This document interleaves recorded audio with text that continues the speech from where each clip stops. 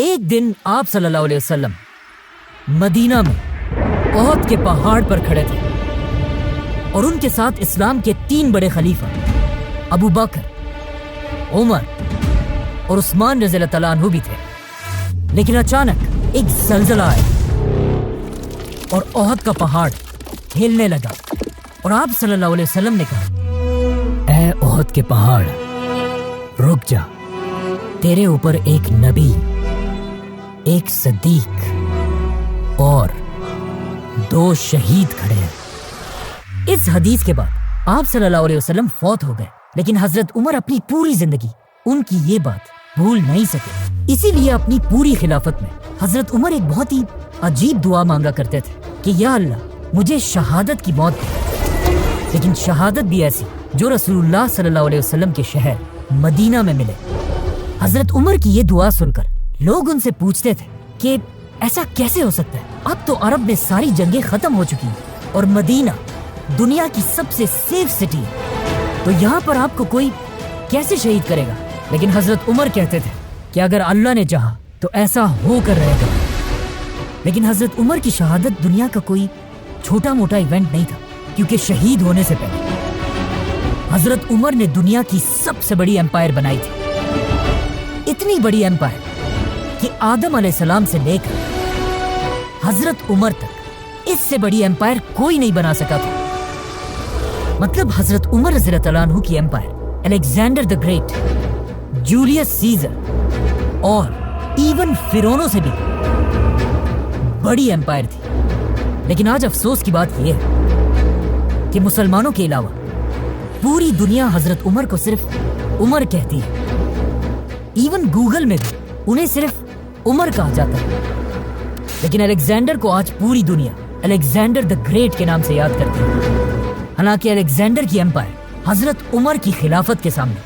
کچھ بھی نہیں تھی۔ حضرت عمر کی خلافت کا یہ ریکارڈ اگلے کئی صدیوں تک کوئی نہیں توڑ سکا، لیکن آخر 600 سال بعد ایک بادشاہ نے ان کا ریکارڈ توڑ دیا، جسے ہم سب بہت اچھی طرح جانتے ہیں۔ ناؤ حضرت عمر کی خلافت کے سب سے بڑے کاموں میں سے ایک فرعونوں کے ملک ایجپٹ کو فتح کرنا تھا، جو اس وقت کی دنیا کا سب سے پاورفل اور رچ علاقہ تھا۔ لیکن اب جب مسلمانوں کی ساری اٹینشن ایجپٹ کی طرف تھی، وہاں پرشین بادشاہ کو تھوڑا ریلیکس ہونے کا ٹائم ملا اور اس نے اس ٹائم کو یوز کر کے اپنے سارے جنرلز اور لوگوں کی طرف آخری لیٹرز بھیجے اور ان سب سے کہا کہ اگر اب بھی تم لوگ نہیں جاگے تو عمر ہماری اس 800 سال پرانی پرشین ایمپائر کو ہمیشہ کے لیے ختم کر دے گا۔ جس کے بعد پرشین ایمپائر کی عوام اپنی تلواریں اٹھا کر ہر طرف سے ایک بہت بڑی فوج بنانے لگی اور مسلمانوں سے آخری جنگ کے لیے تیار ہونے لگے۔ اب جب مدینہ میں خلیفہ عمر رضی اللہ تعالیٰ عنہ کو اس بات کا پتہ چلا تو انہوں نے فیصلہ کیا کہ وہ مسلمانوں کی پوری فوج کو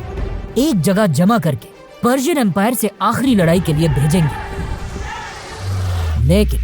ایسا کرنے سے ان کے ایک بہت بڑے منسٹر علی رضی اللہ تعالیٰ عنہ نے انہیں روک دیا اور کہا اگر ہم مسلمانوں کی پوری فوج کو ایک جگہ جمع کریں گے تو کہیں ایسا نہ ہو کہ رومن ایمپائر دوبارہ ہم پر حملہ کر دے۔ حضرت علی کی یہ بات خلیفہ عمر رضی اللہ تعالیٰ عنہ کو بہت پسند آئی، تو حضرت عمر رضی اللہ تعالیٰ عنہ نے اپنی رائے چھوڑ کر حضرت علی کی رائے مانی اور ہر علاقے سے چھوٹی چھوٹی فوجیں جمع کر کے پرشین ایمپائر پر آخری حملہ کیا۔ اس طرح مسلمان ایک بار پھر پرشین ایمپائر کے بہت سارے قلعوں کو فتح کرنے لگے، جن میں سے ایک قلعے کی سٹوری سمجھنا بہت ہی امپورٹنٹ ہے، کیونکہ اس قلعے کے لیڈر کا نام تھا ہرمزان، جو اس وقت پرشین ایمپائر کا سب سے طاقتور جنرل تھا۔ اسی لیے ہرمزان کی سٹی کو مسلمانوں نے بہت ہی مشکلوں سے فتح کیا، لیکن یہ سٹی فتح کرتے ہی ہرمزان مسلمانوں کی فوج سے بھاگنے لگا اور مسلمان اس کا پیچھا کرنے لگے۔ بھاگتے بھاگتے ہرمزان اپنی سٹی کے سب سے لمبی بلڈنگ پر چڑھ کر زور زور سے چیخنے لگا کہ میرے پاس 100 تیریں ہیں اور ان 100 تیروں سے میں ایک ایک مسلمان کو چن چن کے ماروں گا، لیکن میری ایک شرط ہے، اگر مسلمان مجھ سے یہ وعدہ کرے کہ وہ مجھے عمر بن خطاب کے پاس لے کر جائیں گے تو میں سرنڈر کرنے کے لیے تیار ہوں۔ تو مسلمانوں نے کہا ٹھیک ہے، اس میں کون سی بڑی بات ہے۔ تو انہوں نے ہرمزان کو پکڑا اور اسے سیدھا مدینہ میں خلیفہ کی طرف روانہ کیا۔ ہرمزان پہلی بار مدینہ میں داخل ہوا اور اس کا خیال تھا کہ خلیفہ عمر کا ایک بہت بڑا محل ہوگا اور باقی بادشاہوں کی طرح ایک بہت بڑے دربار میں بیٹھے ہوں گے، لیکن وہ یہ دیکھ کر حیران رہ گیا کہ دنیا کا اتنا بڑا بادشاہ ایک سادہ سی بلڈنگ میں زمین پر آرام فرما رہے تھے۔ کہا جاتا ہے یہ دیکھ کر ہرمزان نے پوچھا بھی کہ خلیفہ کے گارڈز کدھر ہیں؟ تو اسے بتایا گیا کہ خلیفہ عمر کو ان چیزوں کی ضرورت نہیں ہوتی۔ لوگوں نے حضرت عمر رضی اللہ تعالیٰ عنہ کو اٹھایا اور انہیں کہا کہ یہ پرشین امپائر کا بہت بڑا جنرل آپ سے ملنے آیا ہے، لیکن حضرت عمر نے کہا کہ میں تب تک اس سے بات نہیں کروں گا جب تک اس نے یہ بادشاہوں والے کپڑے پہنے۔ جاؤ اور اسے بدل کر آؤ۔ جب ہرمزان اپنے کپڑے بدل کر بالکل عام انسان کی طرح حضرت عمر کے سامنے پیش ہوا، تب حضرت عمر نے اسے اپنے پاس آنے کی اجازت دی، لیکن اس ہرمزان کی وجہ سے پہلے ہی اتنے مسلمان شہید ہو چکے تھے کہ حضرت عمر اسے سزائے موت دینے کا ارادہ کر چکے تھے۔ لیکن آتے ہی ہرمزان نے کہا کہ مجھے پانی پلایا جائے۔ جیسے ہی اسے پانی دیا گیا تو ہرمزان نے وہاں سب کے سامنے حضرت عمر سے کہا کہ مجھ سے وعدہ کریں جب تک میں اس پانی کو نہ پیوں تب تک مجھے کوئی قتل نہیں کرے گا۔ جیسے ہی حضرت عمر نے ہرمزان کی بات مان لی، ہرمزان نے وہ پانی زمین پر پھینک دیا اور کہا میں نے تو پانی پیا ہی نہیں، بلکہ یہ پانی تو اب میں کبھی پی ہی نہیں سکتا، اور اب آپ کے وعدے کے مطابق مجھے کوئی نہیں مار سکتا۔ جس کے بعد ہرمزان نے جلدی سے اسلام قبول کر لیا اور اس طرح مدینہ میں اپنی جان بچا لی۔ حضرت عمر نے بھی یہ دیکھ کر ہرمزان کو معاف کر لیا، لیکن انہیں پتا تھا کہ ہرمزان کوئی عام انسان نہیں ہے، بلکہ پوری پرشین امپائر کا آرمی چیف ہونے کی وجہ سے ہرمزان کو اس امپائر کے ایک ایک کونے کا پتا تھا۔ اسی لیے حضرت عمر نے ہرمزان کو مدینہ میں رہنے کی اجازت دی، بلکہ پرشین امپائر کے خلاف اسے اپنا ایڈوائزر بھی بنایا۔ لیکن حضرت عمر کو اس بات کا پتہ نہیں تھا کہ ایک دن یہی ہرمزان ان کی شہادت میں ایک بہت بڑا رول پلے کرے گا۔ آرمی چیف ہرمزان کی گرفتاری کا جب پرشین بادشاہ کو پتہ چلا تو اسے بہت غصہ آیا، کیونکہ یہ پرشین امپائر کے لیے ایک بہت بڑی بے عزتی تھی۔ تو انہوں نے اور تیزی سے اپنی فوج کو جمع کرنا شروع کیا اور آخر پوری پرشین امپائر سے ایک بہت بڑی فوج جمع کر کے ایران کی سٹی نہاوند میں مسلمانوں سے آخری جنگ لڑنے کے لیے تیار ہو گئے۔ اب یہاں پہ تھوڑی کنفیوژن ہے کہ پرشین فوج کے جمع ہونے کی خبر حضرت عمر تک کس نے پہنچائی؟ پرانے گورنر سعد بن ابی وقاص نے یا نئے گورنر عمار بن یاسر رضی اللہ تعالیٰ عنہ نے، جو ایک بہت بڑے صحابی تھے اور ان کے ماں باپ نے سب سے پہلے اسلام کے لیے اپنی جان دی تھی۔ حضرت عمر کو جب اس کا پتہ چلا تو انہوں نے اپنے سارے منسٹرز کی ایک میٹنگ بلائی اور ان سے پوچھا کہ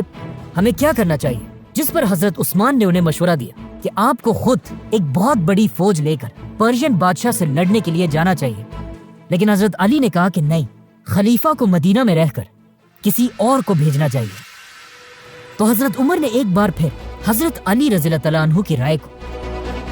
پسند کیا اور 30,000 کی بڑی فوج جمع کر کے اسے پرشین امپائر سے آخری جنگ کے لیے روانہ کیا، جس کے بعد نہاوند میں اسلام اور پرشینز کی آخری بہت بڑی جنگ ہوئی اور آخر بہت مشکلوں سے مسلمان یہ جنگ جیت گئے۔ لیکن یہ جنگ اتنی خطرناک تھی کہ یرموک اور قادسیہ کے بعد سب سے زیادہ لوگ اس جنگ میں مارے گئے تھے اور مسلمانوں کے جنرل نعمان بن مقرن بھی اسی جنگ میں شہید ہوئے تھے۔ مسلمان یہ جنگ جیت تو گئے، لیکن اس جنگ کے بعد مسلمانوں کی تاریخ ہمیشہ کے لیے بدل گئی، کیونکہ مسلمانوں نے اس جنگ میں ایک ایسا آدمی گرفتار کیا جس کا نام تھا فیروز، اور جس نے آگے جا کر جنگ کے بعد عربوں نے اس کا نام ابو لولوا رکھا اور یہ مغیرہ بن شعبہ کا غلام بنا۔ لیکن فیروز باقی سارے غلاموں سے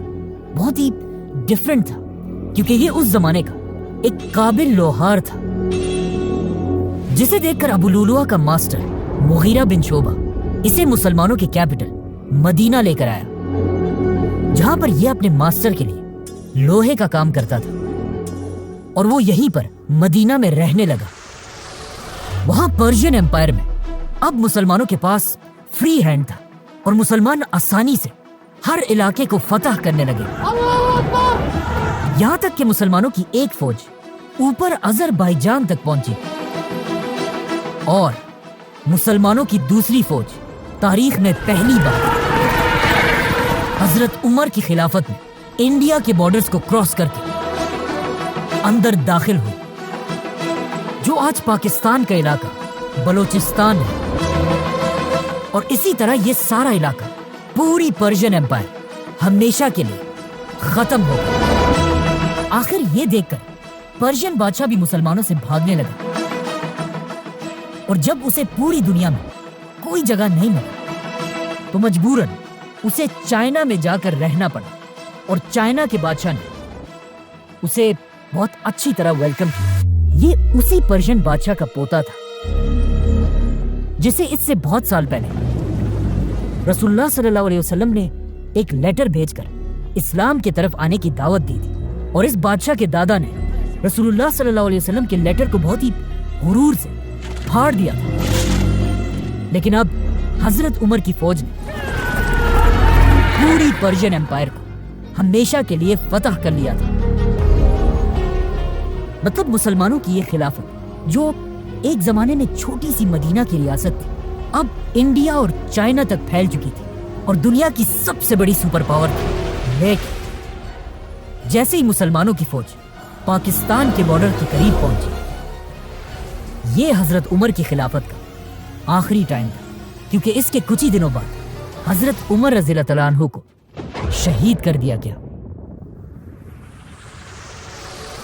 کیونکہ مسئلہ یہ تھا کہ اس سے کچھ ہی عرصہ پہلے جس غلام کو مسلمان پکڑ کر مدینہ لے کر آئے تھے، فیروز یا ابو لولوا، وہ مدینہ میں مسلمانوں کے ساتھ تو رہتا تھا، لیکن وہ یہاں کبھی بھی خوش نہیں تھا۔ کہا جاتا ہے کہ جب بھی وہ مدینہ میں اپنے علاقے کے بچوں کو دیکھتا تھا تو کہتا تھا کہ ان عربوں کی وجہ سے آج ہم تباہ ہو چکے ہیں۔ اس کے علاوہ وہ بار بار